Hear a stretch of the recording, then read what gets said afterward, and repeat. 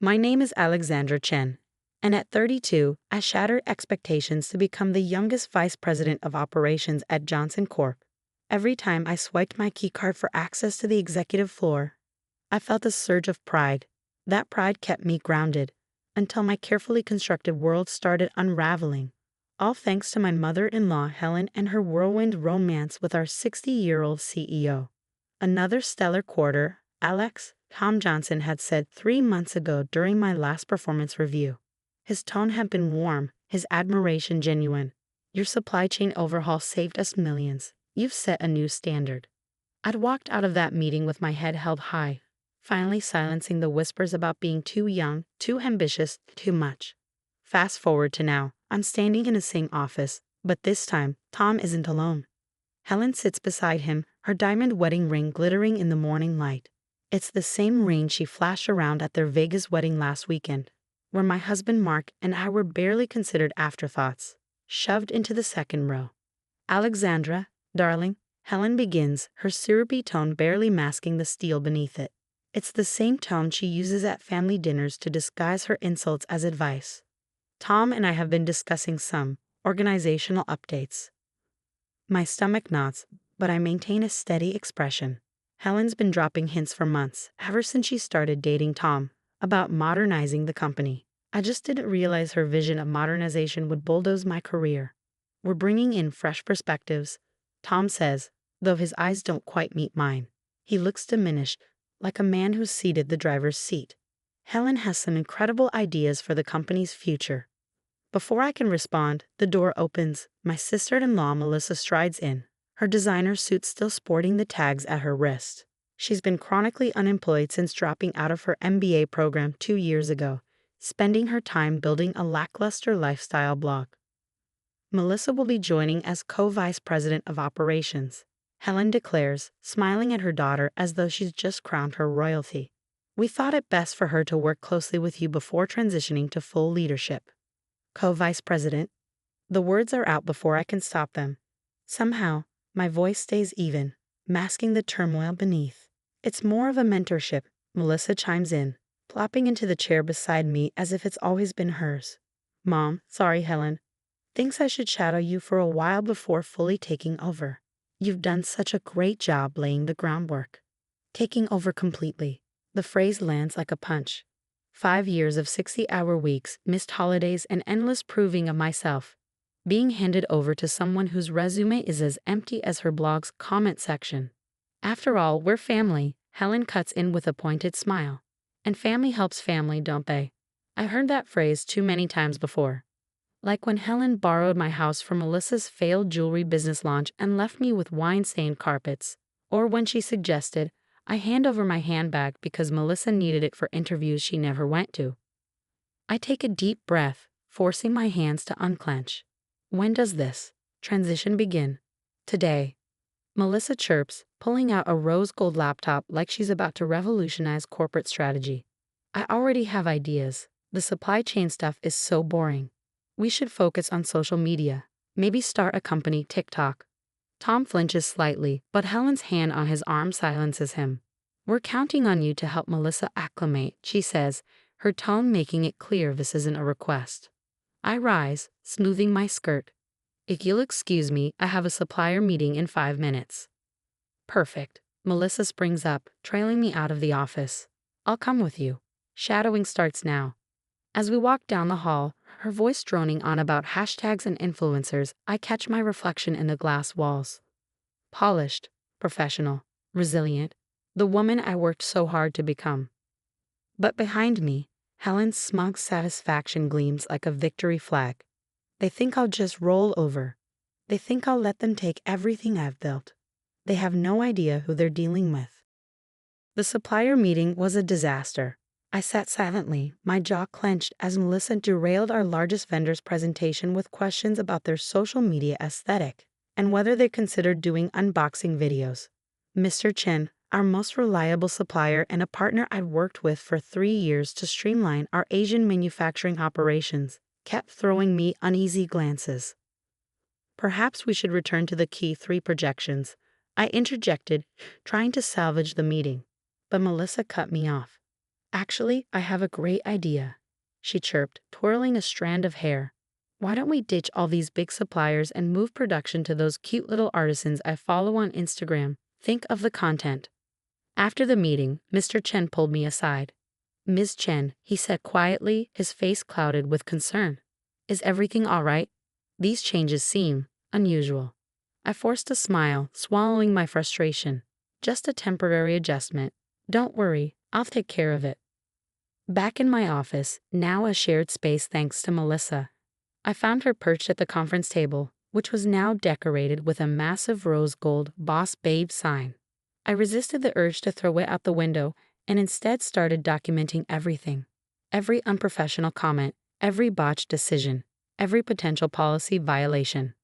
Alexandra, Melissa burst in, waving her phone excitedly. Mom just texted, "We're having a special executive dinner tonight at La Maison. Tom's announcing my promotion to the board." My stomach dropped. "Promotion? You've been here for 1 day." "Well, yeah," she said, as though it were obvious. "But Mom says I'm ready for more responsibility. This operation stuff is super basic anyway. Anyone could do it." I thought of the years I'd spent getting my MBA while working full-time, the sleepless nights spent fine-tuning supply chain models, and the painstaking relationships I'd built with our suppliers. That evening, I walked into La Maison to find the executive team gathered around Helen, who sat at the head of the table like a queen holding court. Tom was beside her, his discomfort visible in the tight set of his jaw. "Alexandra, darling," Helen called out, her voice dripping with condescension. "We were just talking about Melissa's brilliant idea to restructure our supply chain. Isn't she remarkable?" I kept my tone even. "Restructure?" I wasn't aware of any plans to restructure. "Oh, don't worry about it," Melissa said breezily, waving a hand. "I've got it all figured out. We'll cancel those boring overseas contracts and work with local influencers instead. Imagine the Instagram engagement. Those contracts account for millions in inventory and binding legal obligations," pointed out. "Breaking them could bankrupt the company." Helen's smile tightened. "Now, Alexandra, don't be difficult. Melissa's ideas are fresh and forward-thinking. Sometimes the old ways need to change." I noticed a few board members exchanging worried glances. At least not everyone had been fully won over by Helen's charm offensive. Later that night, I found an email from David, our CFO. "Can we meet privately? Concerns about recent developments." The next morning, I met David in the corporate gym, one of the few places I knew Helen and Melissa would never set foot. "This is bad, Alex," he said, wiping sweat from his brow between sets. "Helen's already pushed through changes without board approval. Melissa's overseeing 3 major accounts, and today's trading numbers look troubling."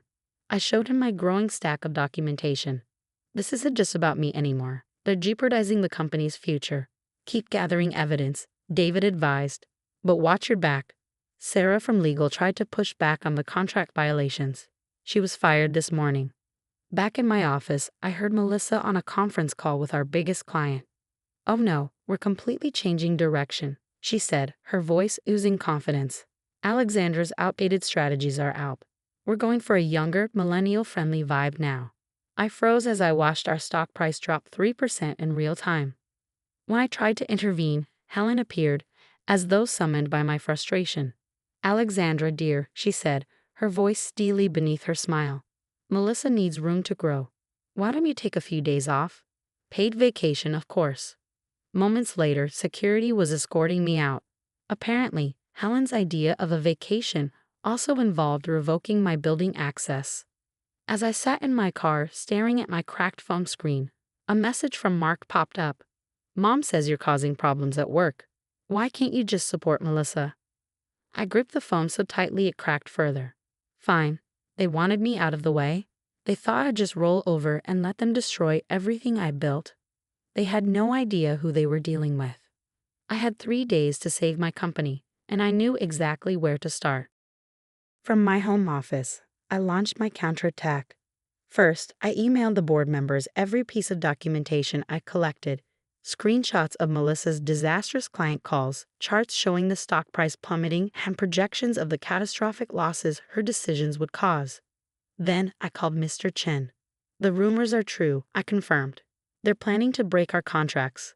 But I have a proposition for you." The next day, while I was supposedly on vacation, Mr. Chen exercised his right as our largest supplier to request an emergency board meeting. Helen couldn't block it. I was in the room, but David kept me updated via text. Chen is showing them everything. Projected losses from broken contracts, $50 million. Stock price down 7% since Melissa started. 3 major clients threatening to leave. A few minutes later, Helen trying to dismiss concerns. Board not buying it. Tom finally speaking up. Then, emergency executive session called. Get ready. My phone rang. It was Tom. Alexandra. He sounded older, more tired than I ever heard him. Can you come in? Now? I smiled despite myself. I thought I was on vacation. Security will let you up, he said quietly. Please hurry. Walking into the boardroom felt like stepping into a battlefield after the dust had settled. Helen's face was flushed with rage, Melissa was sobbing, and the board members sat stone-faced around the table. How dare you go behind our backs? Helen spat as soon as she saw me. But Tom raised his hand, cutting her off. Enough, Helen. His voice carried a weight I hadn't heard in years.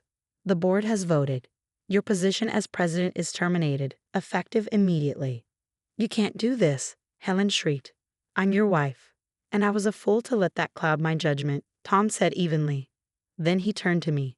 Alexandra, the board would like to reinstate you as vice president of operations, with additional oversight of strategic planning. That is, if you're willing. Before I could respond, Melissa leaped to her feet. This isn't fair. I had plans. I was going to make us viral on TikTok. Your plans nearly destroyed this company, one board member snapped. We've lost millions in market value in just 3 days. But I'm family, Melissa wailed. No, I said firmly, my voice cutting through the tension. You're not. Family doesn't try to destroy what others have built. Family doesn't use relationships as weapons. And family certainly doesn't value social media clout over people's livelihoods. I turned back to Tom. I'll accept the position on 2 conditions. First, a full audit of all decisions made during Helen's tenure as president.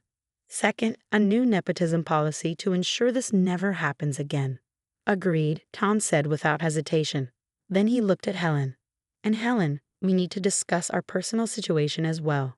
As security escorted Helen and Melissa out, my phone buzzed. It was Mark. Alex, I'm so sorry. I had no idea what Mom was doing. Can we talk? I didn't reply, not yet. Later that evening, I sat in my restored office, reading the company-wide email announcing the leadership changes. My name was listed, along with my new title. But this wasn't about titles anymore. It was about standing up to those who thought they could bulldoze their way through my hard work, who mistook nepotism for loyalty. A message popped up from Mr. Chen. Glad to have you back, Ms. Chen. Let's discuss that expansion plan you proposed last month. I looked out the window at the city skyline, reflecting on everything that had happened. About power, family, and the true meaning of loyalty. Helen and Melissa had tried to weaponize family ties against me, but they'd forgotten something crucial. Real success isn't inherited, manipulated, or stolen. It's earned. The stock rebounded the next day, jumping 10% on news of the leadership changes. I had my team back, my position back, and most importantly, my dignity. As for Helen and Melissa, last I heard, they were planning to start a mother-daughter influencer account. Sometimes the best revenge isn't just succeeding. It's succeeding so spectacularly that those who tried to tear you down are forced to watch from the sidelines powerless. The next time someone tells me, family helps family, I'll remember this. Real family lifts each other up. They don't tear each other down. And sometimes the most professional response to unprofessional behavior is simply being better than they ever thought you could be.